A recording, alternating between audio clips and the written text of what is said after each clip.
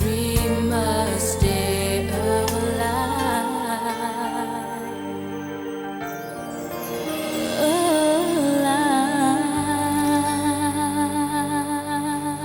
I'm sorry, Amber. I don't need it. Well, you're gonna have some. Lex, cool it. We have to know, don't we? But we're not gonna make her take anything. Look at her. She's dying and she won't help us or herself. Welcome to episode 43 of Conversation on Eagle Mountain, a podcast about the tribe. I'm your host, Lance, and joining me in the podcast panel today is Maggie. Hi. Carlin. Hello. And Liz. Hello. With episode notes done by Matt and myself. So episode 43, the screenplay was done by Lon Wright. It was directed by Julian McSweeney. And the episode synopsis we read out by Liz. Amber, Bray, Lex, and Dal are trapped inside the lab at Hope Island with little time to escape before full decontamination of the facility is initiated. Elsewhere, Tysan's symptoms worsen despite her regular meditation, and Chloe stumbles upon a discovery about KC that could mean the end for the tribe's pet pig. Okay, so let's jump straight into the cliffhanger. So as the Hope Island security system counts down to complete facility shutdown, Lex reasons that there wouldn't be a warning if there was no way to stop it and rallies the troops. Panel, what did you think of Lex's logic and his loyalty to the tribe in the face of external threats, as opposed to how he usually behaves back in the mall? I liked getting a chance to see Lex's skill set being used for the good of the tribe, because up until now, you really haven't been able to see what he can really bring. But it's just like when you went to the tribal gathering and you got to see, okay, like this is Lex in the dark. You know what I mean? When his instincts kick in, it was just nice. I really enjoyed how well he and the group worked together. And it's not a surprise because he's already proven to us he can work with his group and be productive with his group. It was great. It was like, yes, we need more of this. Is more of it coming out? You know, it was really nice. I liked it a lot. I did too. I enjoyed it. It was nice seeing him not necessarily take charge, but doing what he knew needed to be done and not questioning it. He could have freaked out like Dal did, you know, but he didn't.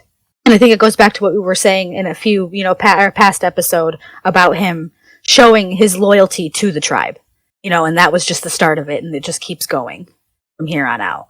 I agree. I think Lex has a lot of street smarts and is intelligent in his own way, but it just comes as a shock to people because he has such poor communication skills and is not really a people's person.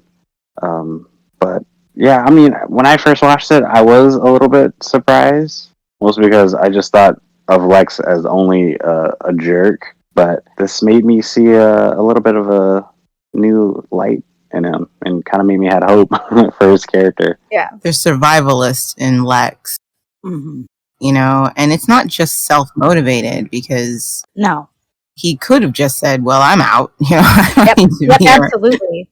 So I do like that. You could, you could argue, oh, he's only doing this because he needs to find the antidote, which that's true. Everybody, all of us are selfishly motivated on some level, but you expect, when you go on this trip, you are expecting Lex to be an issue on it. Mm-hmm. You are. Let's just face it. You're expecting him to complain, bitch about stuff, but it's just a lovely surprise to watch him contribute to solving the problems, thinking so quickly on his feet when his group is kind of at a loss. Like, crap, what do we do? He's the one who's went like straight for common sense, right? He's like, we break out of this building. Yes. That's what we do. I love when Dal's like, what do you think that countdown is for? They're sucking out the air. He's like, we wouldn't bother having a countdown if there wasn't a way for us to beat this system, buddy. It's not over, and I just love it because once again, this trip reminds you how necessary each one of them was for the trip. It wouldn't have worked if Bray hadn't gone, or Amber hadn't gone, or Dal hadn't gone, or Lex hadn't gone, or even if Bob hadn't gone. Mm-hmm. Every single one of them was necessary for this trip to work. And it's just freaking awesome to see Lex at his best. Yes. I'm still not convinced about Bob, though.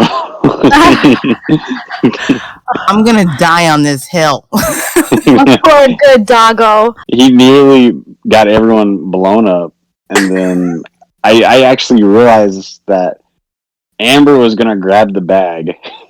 She could have easily just grabbed it, and then Bob kind of just cut her off and just grabbed it himself. Because he's a good doggo. He's a good dog. He was like, look, if anyone's going to sacrifice themselves, it's going to be me. I can do it faster than you, first of all. Okay, and I want the frick out of this building. Okay, you humans aren't getting me killed. Let's go. Both Amber and Bray were fussing about which one of them should get it and who should jump back in the room. And Bob's like, screw you, screw it. And for all you know, Bob going through the minefield is actually what saved them. One, he doesn't weigh as much as them. He also has 4 feet, which was able to distribute his weight, which is why he didn't end up stepping on any of the mines. So Bob going through the minefield, it cleared a path. It cleared a path for him. It did, and it let him know that, hey, there Bob was a minefield there. It must be safe. It was Lex that cleared a path. But only because he was throwing a stick for Bob. Lex didn't clear a path. Lex had to stay in place while both Bray and Dal crawled on the ground looking for the mine. Save his life because he so haphazardly just walked. Yup.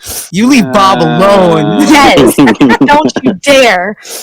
Yeah, Bob was MVP. Picking on the best member of the tribe. The only one who never caused any problems. How dare you, Garland? No, he's right. They should be back by now. You lot are crazy. They'll be back. Has anyone seen Tyson? She's in her room. Do you want to go check if she wants some lunch? Can't have her wasting away. I mean... You mean losing her appetite?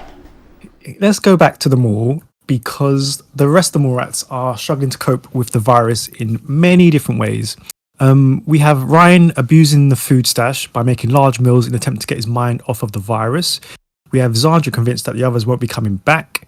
And after explaining to Chloe and Patsy the initial stages of the virus, it becomes painfully clear that Tyson isn't suffering from just a flu, especially when she collapses in front of everyone.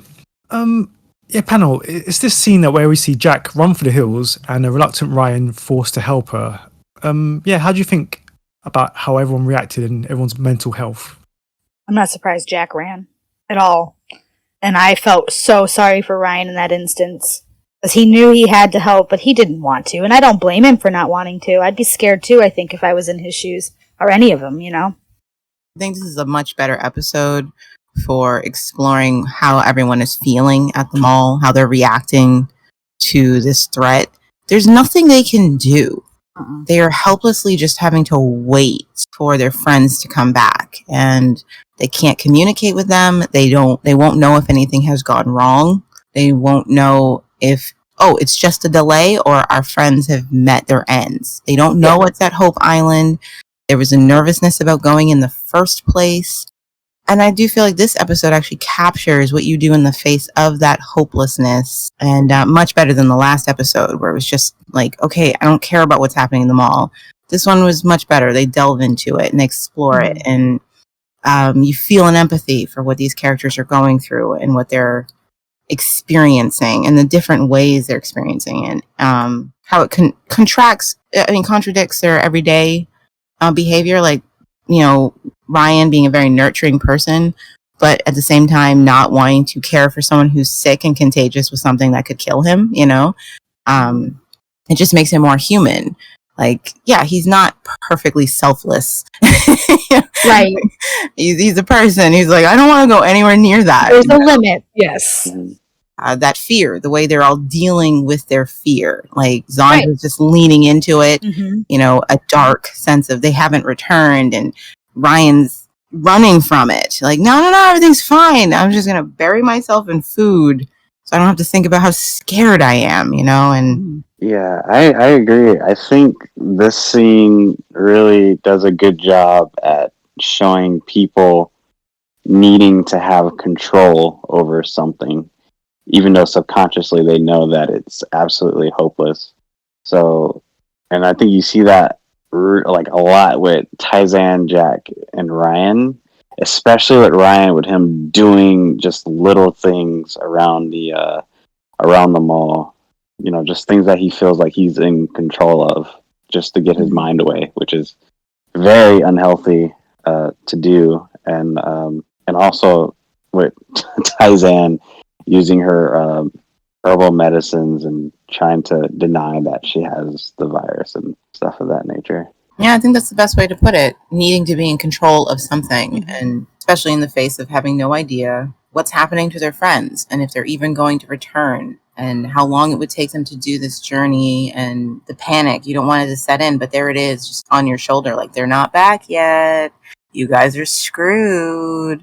This was your only, chance to be saved. And yeah, you need to do something, anything that makes you feel like you're in control, even a tiny bit. Because otherwise you're just waiting for the world to end. Yep. And I feel like that's what Zonder's doing in this instance. Hers is just, okay, well, it's over. This is the end, And like you said, she's delving in and going into that darkness. And lashing out at other people who yes, and she's angry. Yes. Like, don't you get it? It's over. And, yep. And it must be, like, just realizing that these kids have already gone through this, watching their parents and their teachers and every authority figure in their life keel over. Like, to be right back in that place, oh my God. It's gotta be terrifying. I mean, this time to have zero information. You know what I mean? You don't have the news announcements that you had the first time around. Yeah, and even having that information did you no good. I know, but I mean, even then, that's a little bit of, okay, we know something, Like, I'm trying to figure out how I would respond. If I had someone I had to care for, I'd probably respond more like Trudy or Celine, where I'd keep it together, because I have to, But if I didn't have anyone, I'm pretty sure I'd go through a Zonder phase. Where it was just I think I would too. Screw it, you know what I mean? Just accept your inevitable doom, you idiots. Yeah. Basically. Over. I don't even know why you're trying.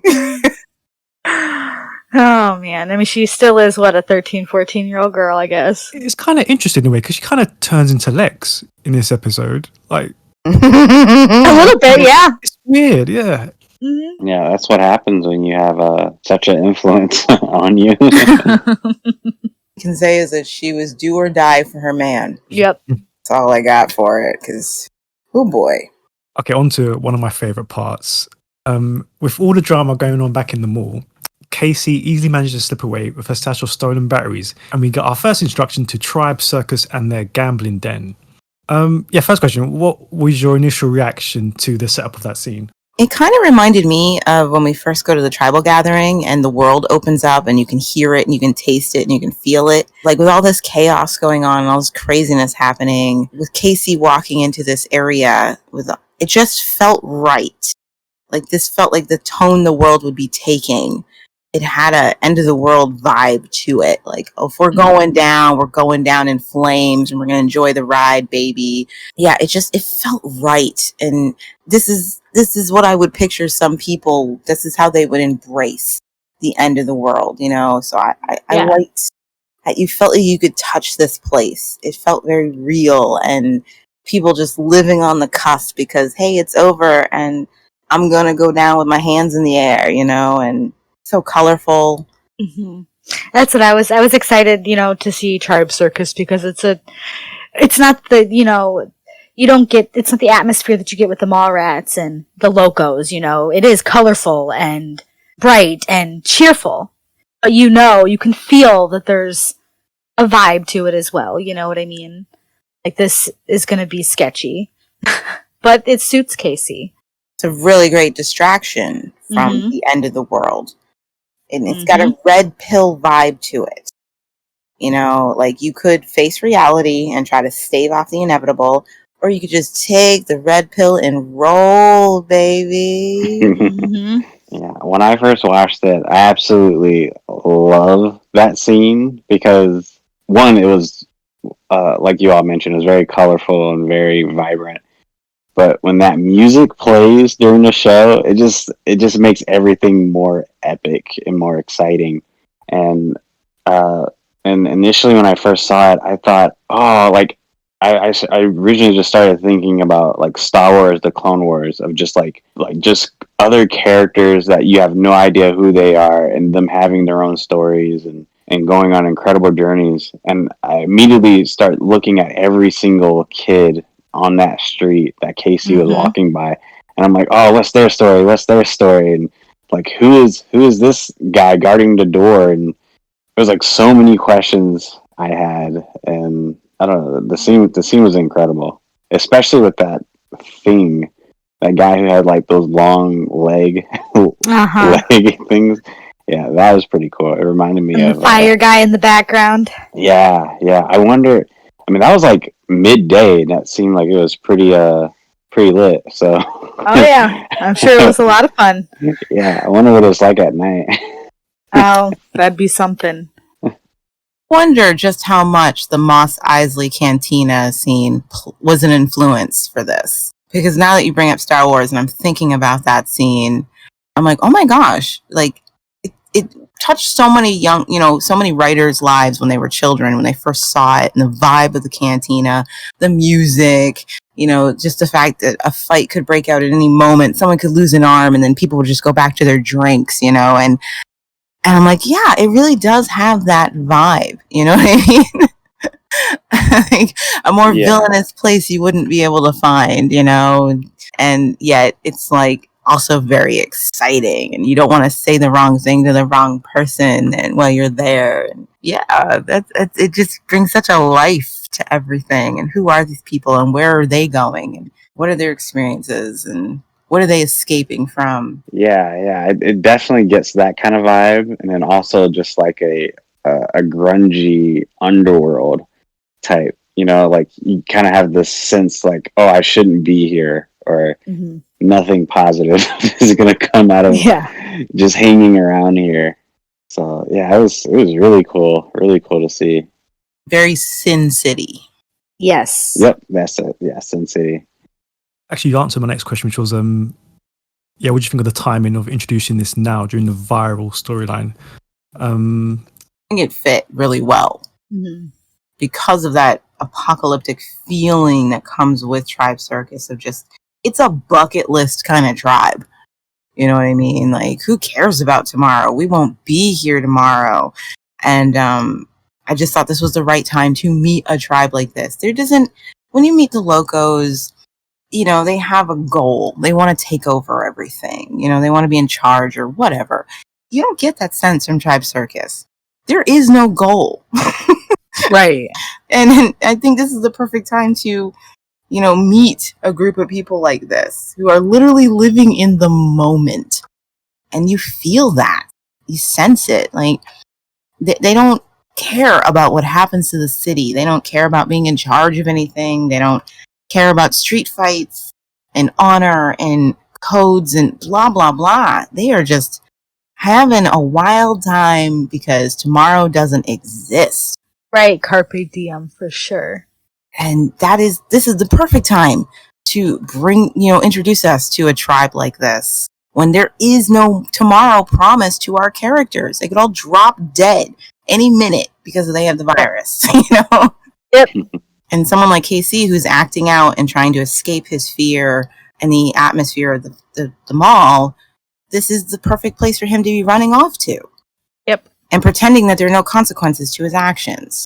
I agree. And then the more I look at that scene, and then when he goes inside the gambling den and sees everyone, it kind of now just really makes me think that Top Hat is such a genius for putting all of this together. More of a genius than what people probably think he is. Probably just like some psychotic maniac. But I think every character on this show has shown a good bit of intelligence, because this gambling den is pretty much, it's kind of like its own society, like even just like with him trading in the batteries, there's rules, there's codes, there's their own little currency in a sense. And within that currency and those rules, the people who give them to you control it, which is Tribe Circus. There's no rhyme or reason to it either. Right.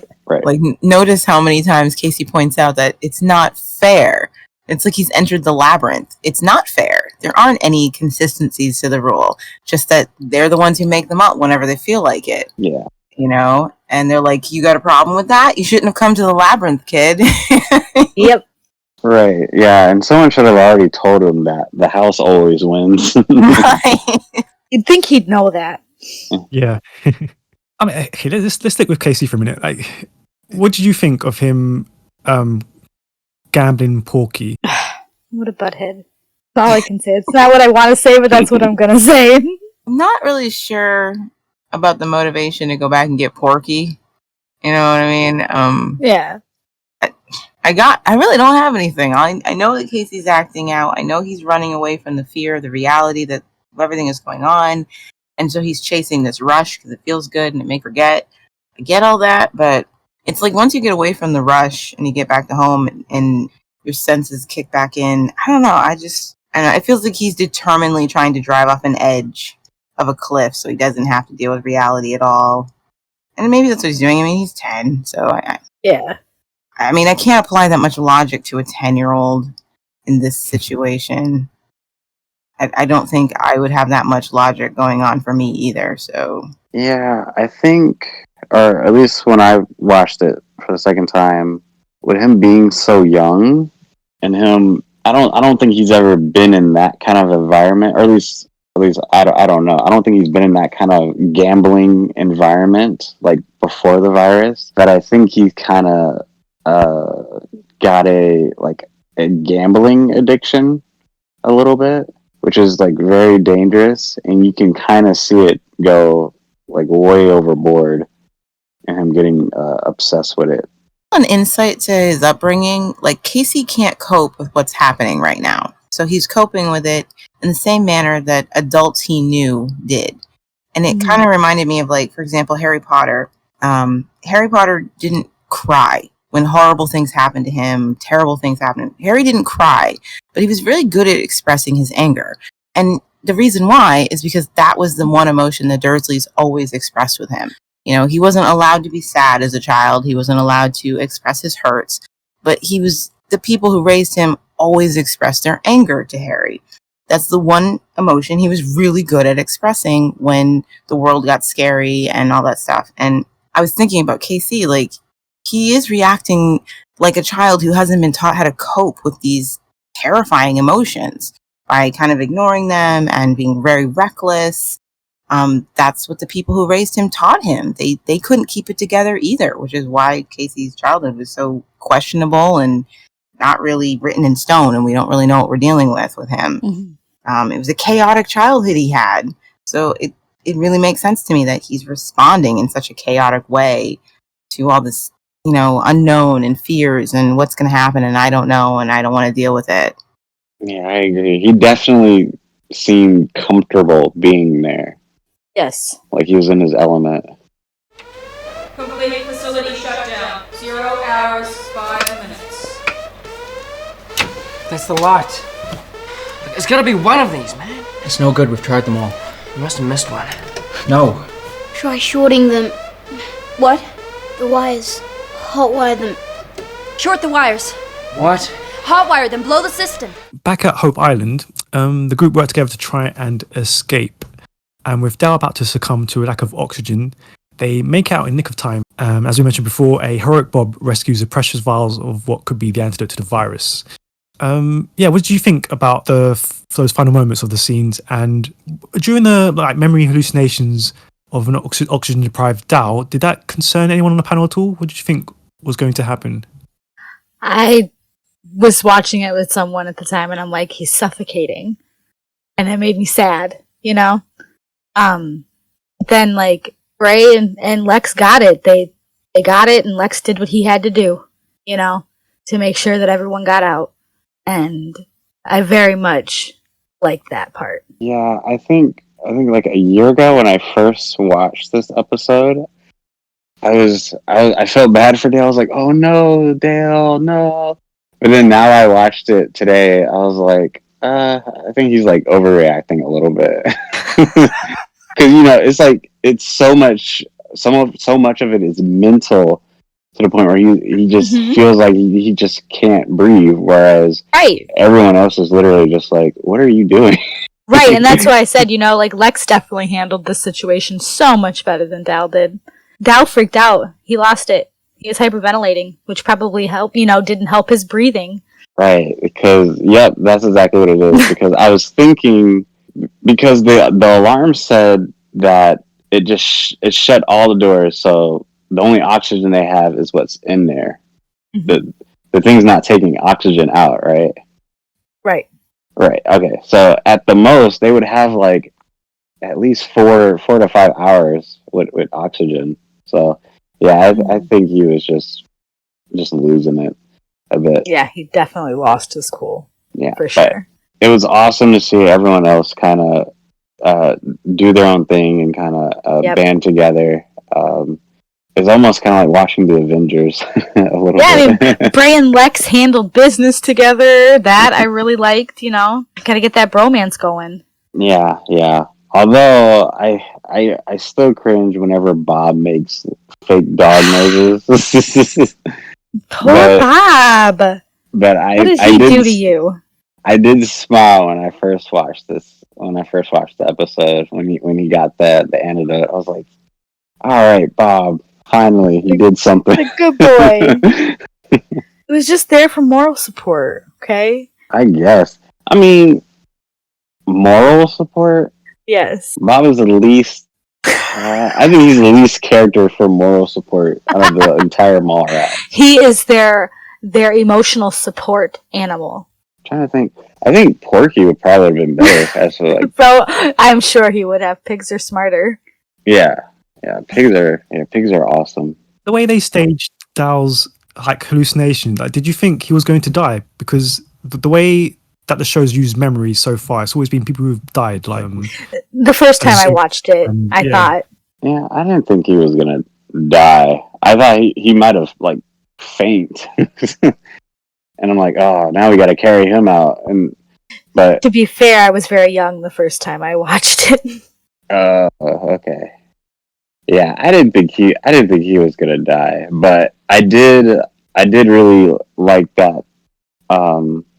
The little scenes they clip together of him going back to get the medicine, and then he sees the picture of his parents, and then he's kind of just like memorizing them, which is super cool because I heard that's his actual parents. Mm-hmm. Yeah, it is. I think that's so cool. Makes it more personal for me. Yeah. And yeah, during the escape, like, did it surprise anyone that Amber came up with the advice to hotwire the system? A little bit, because I figured, maybe if Dal was in his right mind, he could have figured it out. But then again, I feel like Lex should know. Yes, that's what I was going to go for. Yeah. Like, I feel like Lex has hotwired cars. Yeah. So, I mean, good on Amber, but that was a little weird. I think Lex would have gotten it if he would have, knew how to read. That maybe. Yeah, he was really going through with Bray, like what systems to switch off and stuff. I feel like he should have done that. I don't know if I feel like the writers were just pushing, giving Amber something to do in that moment. I don't think she needed to do that. I kind of think it was a writer thing. Yeah, that was definitely a writer's thing because she wasn't really doing anything else besides looking at Dale. Yeah. Sorry, I love the Hope Island escape so much. It's one of my favorite scenes. I just think it's so brilliantly shot. I love how the group works together. I love how, Lex has to tell Ray, I can't read. Yes. I love the fact that he puts the situation above his ego, Yes.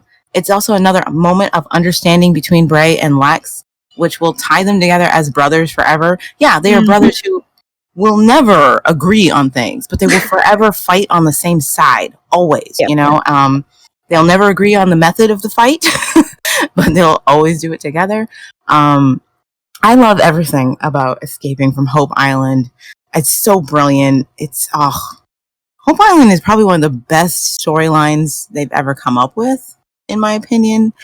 I love the fact that Dal, from the lack of oxygen, like, he's affected more than the others, and he starts seeing his parents, Did you think he was gonna die? No. When you first watched it? I don't recall thinking that he would die. I know, like I said, I did because I was young, like really young the first time I seen it. But to be fair, I didn't watch the seasons perfectly in order. Mm-hmm. So I'm pretty sure I knew Dal lived to be in the next season when I saw this episode. Yeah. I had no reason to believe he was going to die, but it's still really well done and definitely believable that he won't make it, that one of them isn't going to make it out of this situation. I love watching Lex and Bray work together to try and get that door open. And then it's Dal who says, short the wires, because they've gone through everything and they can't figure it out. And just, of course, Lex is the one who would know how to hot wire something. I just love the brilliance of Lex being the one to hold the door, stopping Amber. Don't you dare go back in there, Amber. Telling Bray, don't go back there. Just help me hold the door. I'll get the bag. Yep. Bob saying, no, I'll get the bag. You humans aren't killing me. I'm getting out of here with or without your help. Oh, it's so well choreographed. Everything about the scene is great. I love the Hope Island escape. Whew. Raise a flag in the air. It's perfect. Confetti, everything, to even just the explosion. Like, oh my goodness. And the fact that you would laugh about it, because like, oh, that could have been us. But we're here, we're alive, I love it. I love everything about it. There's nothing wrong with it. It's perfection, in my opinion. Mwah! Yeah, I love it too. But the only thing I would say that I wish didn't happen was just Hope Island itself blowing up. Because I would have loved for them to go back there in season 2. Yeah, that'd have been cool. I will say this, though, about it blowing up, is that I think they used this random thing very well in season 2 by implying that the government wanted to hide what they were doing. Mm-hmm. Because think about it, it's kind of random that Hope Island blows up in season 1. Like, why would it blow up? It's a shutdown, yes, but why would you blow the place up? Like, what would be the purpose? Why would you need to? Yeah, yes, why would you need to self-destruct this? Yeah. And it really suggests that what they were doing at Hope Island probably broke some laws. Like, they weren't supposed to be messing around with what they were doing over there. So they were prepared to hide it by any means necessary. That's pretty dark. And considering, what came out of it, with the whole virus being man-made and killing half the planet, probably illegal what they were working on. And then trying to find a cure for it, trying to fix what they broke. And I do like the fact that they use it later on. It's very intriguing. See, now I'm thinking of a theory. Oh, share. I was thinking like maybe now I just want to bring back like Danny's dad from like season 2, and what if he like obviously he created the virus, but what if he created the virus and he knew what he did and he was like ashamed of it. Like, he felt so bad to the point where now he went back to Hope Island to kind of make a cure, which he did, but he knew he couldn't get caught, so he had to cover his tracks. So he rigged it for anyone else to see what he was doing. It would explode. But in order to make the virus, he would go all the way to the Eagle Mountain to do like his satellite stuff and whatever, and then he rigged that to explode too, so no one can so he can cover his tracks. Because all these government buildings are like, they're rigged to explode if someone tampers with it. So really, it was just Danny's father was an explosive expert. Well, damn you, Danny. Yeah, he is the cause root of literally everything that happened. So her father was the Seamus Finnegan of Tribe World? Yeah, could be possible. I mean, this is what I wish we got on the shows, because like it's kind of alluded to that is bioterrorism, but we never get a clear answer in the show. It's such a shame because I love these scenes with Hope Island. I think it comes out of it. Yeah, it really just raises so many questions, but like good questions though. And it is a shame that we didn't really get much answers to it. If nothing else, it does hint at a deeper world, Our characters only have exposure to so much of it, and this definitely hints at more happening, but it's like we're not really a part of it. And it does make sense to me that Hope Island would explode. I mean, they had a minefield there, for Pete's sake. They did not want people there. They didn't want anyone discovering what they were working on. So it was likely very, under the table kind of stuff, and they're willing to blow up trespassers. And the government would have likely covered that up, and of course our heroes are just like, whoa, I don't know what we walked into, but I'm glad we're alive. I'm glad we survived it. Yeah. I felt like these last 2 episodes of Hope Island really set up for them to, which they didn't, but it would have set up a really good like flashback episodes between like what really happened there. I don't think any of the Tribe fans would have complained if we got like 1 or 2 episodes where there's literally no kids, no anything, and it's just like years ago at Hope Island. If nothing else, it is a good button for all the tension. Like, we spend all this time on Hope Island. From the moment they arrive, we don't know what these kids are walking into. And then there's a minefield, and then there's an automatic shutdown, and they're sucking the air out. And that's all. Oh man, your adrenaline is kicking up. And even though they escape, you need a distillation of the tension. And I think the explosion is a great way to show what they just barely escaped. Like, oh, that's what all the danger was leading up to. But it also kind of cuts their chance for answers at, it's like, that's it. That was your only chance to find any answers on Hope Island because we've destroyed it. It's a dead end as a story point. If this stuff that you found in Hope Island doesn't work, you can't go back there. You're going to have to find someplace else. And it's a really good, I guess, like a quest game. You know, I don't know what the terms are for a quest game, but it's like, no, it makes it so that Hope Island doesn't continue being a go-to for them to keep trying to find answers. It's cut off. We found what we could there. Now we have to continue trying to find the answer someplace else. And I like that. Yeah, I like that too. Because you're just left like the heroes, like, well, I hope this works because we don't know where to go next. Lex, Jack's tested this one. He says it's alright. Tested it? How? On a rat. Just a rat? Yeah, but the rat's alright. Lex isn't a rat, Ryan. I'm not taking it, Ryan. I've only got a cold. Come on, Lex. I'm not ill. Yeah, but you could be. Ryan, don't say that. I mean, come on, Zane, you've got to make him. Just leave us alone, Ryan. Returning to the mall, Lex is pleased to hear that Tai-san is ill, thinking that this is the perfect opportunity to test the supposed antidote. But she refuses and he rails at her selfishness. But when his tirade ends in a coughing fit, it's clear that he too is coming down with something. But he also refuses to take it. Yeah, panel, did it surprise you that Lex wouldn't take the antidote? And how did these scenes work in portraying their real-world fears? I wasn't surprised that Lex wasn't willing to take the quote-unquote antidote. I refuse to call it that because it didn't cure anything. Sorry. The prototype. Because again, it's Lex. Lex isn't really the kind of guy to put himself on the line in this sort of circumstance. And who would want to take something if you have absolutely no idea what it is? I also felt like it was very in character because, again, Lex, he's making a point. You know, none of them know if this stuff is safe, and giving it to Tai-san is a way of ensuring themselves it's safe. And her refusing to take it is screwing everybody over. But it's Lex who's saying it, so it's kind of like, once again, the hypocrite is making a good point, so it kind of loses its righteousness. So, yeah, it just felt very in character. Like, of course, Lex would say that Tai-san should have to do it, but then when it's on him to have to make that sacrifice, he's not willing to. And, like, yeah, that's pretty much Lex.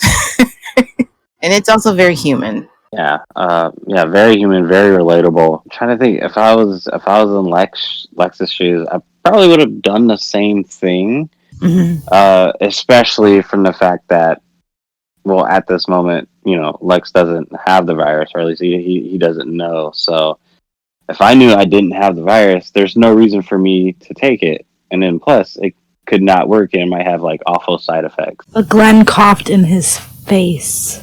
That's true. Well, I mean, I brought up a point that if Tai-san has it, the whole thing is airborne. I mean, then they all have it. But I do think it's a very human reaction. I can't honestly say that I would take some experimental drug. I mean, if they came back and told me we found the antidote, I'd be like, did it have a label on it? Where is it? I don't see. All I see is some crap in test tubes, and you want me to drink that? Are you crazy? You know, I don't even really like to take over-the-counter medicines. I'm not taking that, you know. But then, if it was my child, suspected my kid had the virus, would I try this experimental drug out on them. Like, how desperate would I have to be to be willing to do it? And I don't think you can't answer that question for someone else, you know? So I don't blame Tyson for saying, like, no. It's not. I'm not surprised she said no either. Yeah, she was never going to take it. No, that was never going to happen. But I also don't blame Lex for not wanting to take it either, because I'm not sure I would want to take it. I think I'd be terrified, you know, to take something. I have no idea what it is. These guys can't even tell me. They don't know what it is. They just found some test tubes. It wasn't even labeled, you guys. It was just some test tubes. And they were like, maybe this is something. Yeah, that's weird. There's literally no reference to the virus. There was no label. Nothing. Anti-aging project. Nothing. Some yellow drink. Yeah, yellow drink. Sugar, water, yellow. Like, that's all it is. I'm not drinking It could have been that. pee. How do they know that wasn't somebody's pee tubes? Exactly. I'm not blaming anybody for not wanting to take this. And I'm also not blaming anybody for wanting someone else to take it. I mean, again, it's you know, it's very in character for Lex to be hypocritical about it, because that is what he does. Yep. But I'm not hating on him for it, because I can't with all honesty say I wouldn't react the same way, kind of. Yeah, I agree. And the more I think about this scene, it kind of makes me wonder, to build more tension, that if Glenn was still alive, but he's like, you know, on his deathbed, and they're like racing against time to like, oh, we gotta get it to him before he dies, and then he just dies before he gets to test it out, and they're like, oh, we don't know if it works. Tyzan, now you have to you have to drink it. That would have been very interesting if Glenn was still alive when they brought it back. Because I do wonder if the tribe would have forced Glenn to take it. Yeah, I wonder that too. And I wonder if Glenn would have agreed to take it, even if he didn't want to, just because... No, he would have took it. He would have. Zandra, especially for Zandra, yeah. Just but that moment of accepting that you're someone's guinea pig. Like, you have no reason to believe this would work, but you're like, fine, you know, I'm going to die anyway. So if this can help you in some way, I'll take it. I could see him doing it for Zandra. You can't deny that would have been really dark. Oh, for sure. Absolutely. Like, the whole tribe kind of ganging up on a dying person and say, here, take what could essentially be poison. You're dying anyway. We don't know what it is, but it could taste good. Yeah. It could taste good. It might be Mountain Dew. Just try it. Oh, but I suppose we'll be robbed of the good scene later on with Ebony feeding Lex the test vials. That was poetic justice, because that's what Tyson. Yes. And the others were like, back off, Lex. We're not forcing her to take anything. And then he got to see what it was like to be forced to swallow this stuff. Okay, you guys, wouldn't it be something crazy if that was not the way you're supposed to take this stuff? That's you're just assuming you're supposed to drink it. Oh man! Like, it may not be digestible at all. It might have been something that had to be injected. Right? And it's funny. It's an antidote. You got to drink an antidote. They found the cure, but they took it wrong, so it didn't work. Maybe that's why it didn't cure the adults. Maybe they did it incorrectly. They did it incorrectly. There are dosage rules, you people. I was going to say, it could have been anything like 1 meal twice a day for like a week or anything. Like, he's downing it. It's not working. No clue. And what about weight-wise? How do they know? The one person it cured, he jumped off a cliff before he found out it worked. I was so incredibly jealous. Because everyone liked him so much? No. Because you did. I should have told you a long time ago, Amber. What about Trudy and Celine? Yeah, but I wasn't honest with them, and I'm not proud of that. But I just wanted you to know. It was never hard for me coming back. that leads us to our final thoughts of the episode. With the virus seemingly spreading amongst them, Bray and Amber reflect on how the mall and its initial refuge might soon be their tomb. Each feels guilty for being the reason the other is still at the mall, and they finally admit their feelings to each other and share a kiss. Panel, what did you think? I'm so excited. Like, at first I'm sitting there, and then, like, Bray asks her for a sip of her drink, and I'm like, who does that? Who sits down with someone and goes, can I have a sip? Like, I don't get that. And then things happened, and I felt all fluffy inside, you know. Good times. Bray and Amber definitely have chemistry, and it definitely seems like the show wants them to be together. It does. It's destiny. Yeah, destiny. Writers' destiny. I was just so excited. I was like, finally. After 42 episodes. After 42 long episodes. I was thinking of Amber's eyes. I love her bedroom eyes. Yes. I was like, Bray, if you don't kiss her, I will. Oh, me too. I do think it was a little weird how previously he asked her if she was missing Sasha. And now all of a sudden he's sipping on her cocoa, and she's kissing eyelashes off his lips. Yeah, that's like a mood kill. I mean, I do feel it's well earned, though. Oh, I agree. Absolutely. You know I'm excited, so. It's really well shot. It's so gorgeous, and it's got a dreamy, ethereal feel to it. And, I mean, again, the way Beth is looking at him, I'm like, Bray, right. Boy, come on. There it is. That is an invitation with a red ribbon on it. Yes. Go for it. Let's go.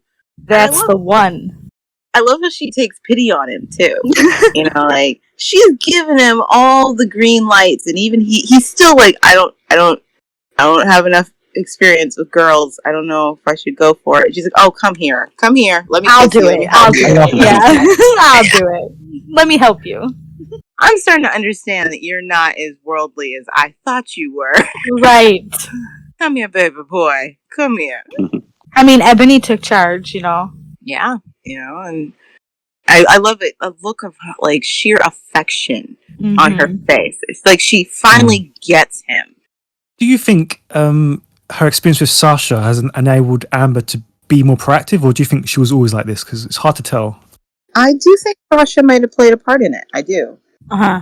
She was not willing to make this kind of leap with Bray before. No. She could tell by the way she looked at him that she wanted to. She wanted him to like her, but no, she wouldn't have made that move. You know what I think it is? Amber's biggest fear was getting hurt. It came up again and again and again. You know, when people would ask her, what about love, Amber? You know, Bray, Tyson, Trudy. A lot of people brought that up to her. Like, what about love, Amber? And she would say, and get hurt, and get hurt. It's very clear that was very important to her. And then what happened? Amber let herself go. She fell for a boy. She got hurt.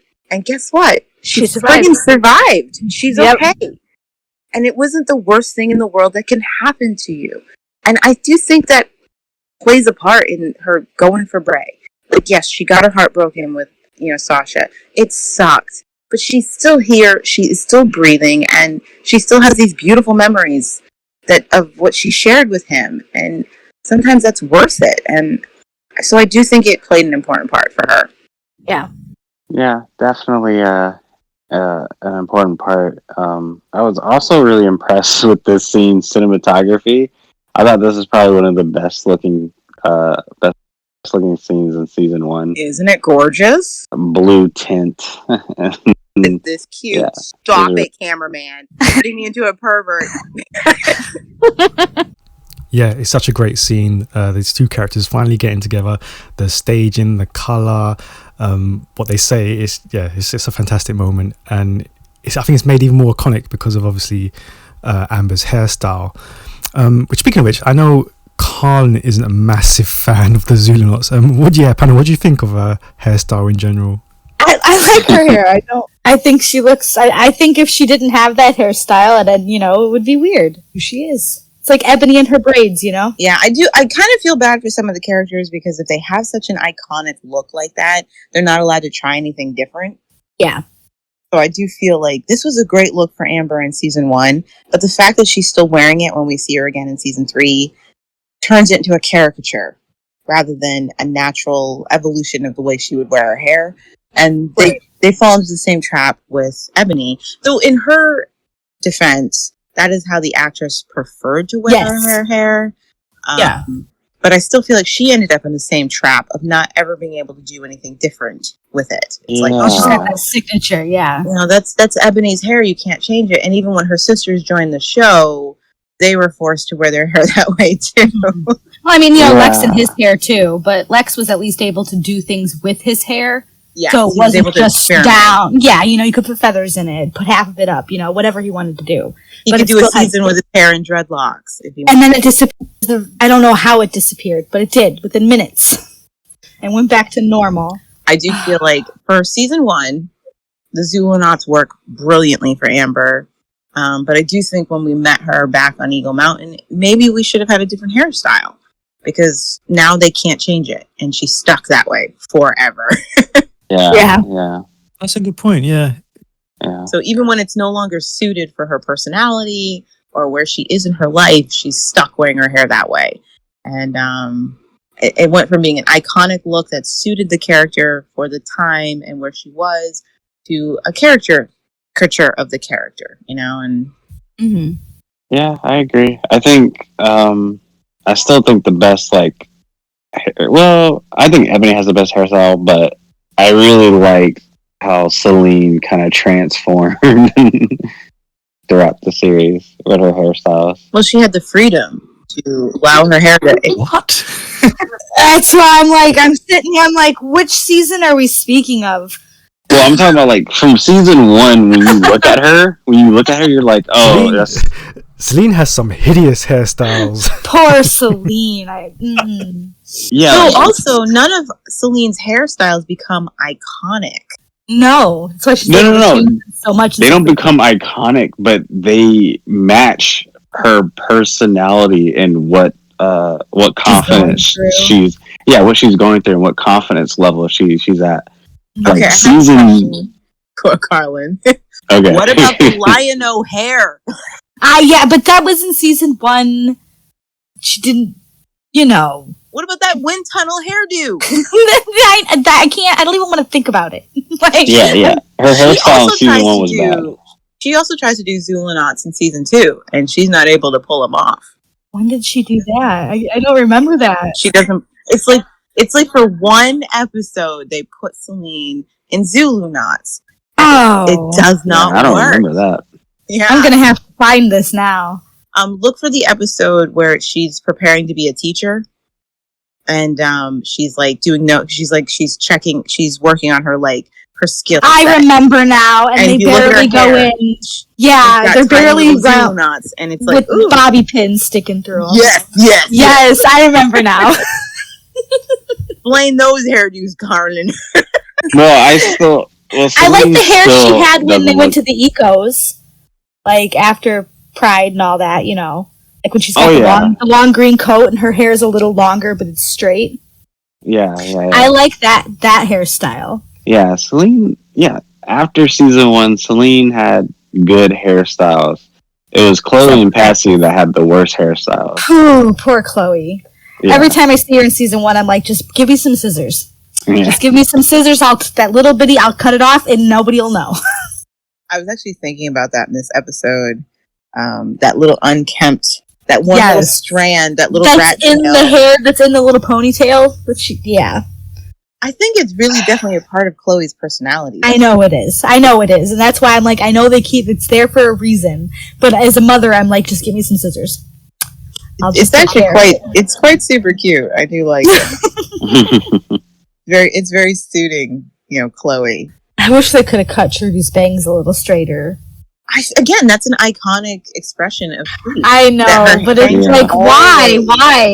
Even if like they were supposed to have chosen these hairstyles after the world collapsed, why would she choose to butcher her bangs? She did her own bangs. That's what happens to all of us. That's why they tell you. That's why I don't cut my own bangs. You know, when Patsy's emulating her, she does the same style. She cuts her bangs on a slant, you know. I know. Yeah, she does. And it drives me crazy. Okay, so final thoughts on the Bramber scene. I love that moment. I really do. I'm not a Bramber. Me too. I think I yelled loudly when it happened. I'm like, oh yeah, that's right. It's so beautiful. It's so well handled. And whether or not you're a Bramber, you can't deny they earned this moment. It took a long time to get there in such a beautiful way. And I'm like, have it. It's such a great scene, the two of them kissing. And the chemistry between them. Woo! Hey, but you know what? I think it was a great scene, and I think Bray and Amber, they have even better scenes than that in the future together. Oh, they do. They do. But I still think that the scenes with Bray and Ebony are so much better. Don't get me started on them. No, I can't. Let's not go there. I got my own. Oh, poor Maggie. That breaks two of my hearts, okay? I was really hoping they would be together. He always wanted to get it on with Ebony, honey. Just accept it. I got a fanfic on Tribe Revival of them together. Don't you worry, I know. He never forgot how good that was. Yeah, in my fanfic he did neither. We'll just leave it at that. Ebony gave him the kind of sex that made half his body go numb. Oh. On that note, that brings episode 43 to a close. Thank you very much to the panel, and we'll see you next time for episode 44. So until then, bye. Bye. Goodbye. Bye.